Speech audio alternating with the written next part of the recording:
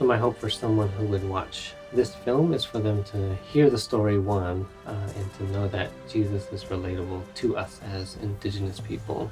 He broke the fry bread into smaller pieces and gave them to us to give to the people. Who is this man that was so compassionate that he would feed 5,000 people in such a miraculous way? I will retell this story in a way that will relate to our native people.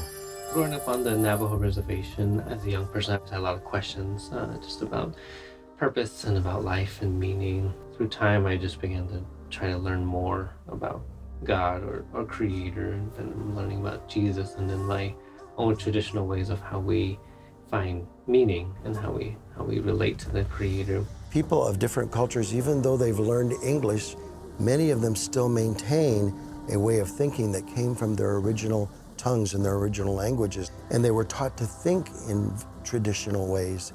And so that thought process does come over to English somewhat. And so that's what we've tried to capture.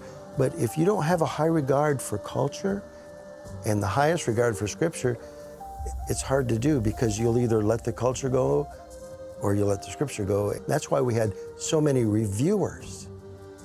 And we had a consultant with 50 years experience reading every verse and asking questions, making sure that we'd conveyed the meaning of the Greek.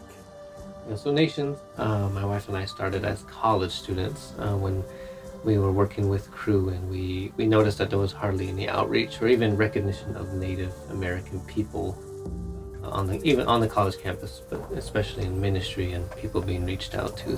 So having a video form, especially for our current world where media is so it's everywhere.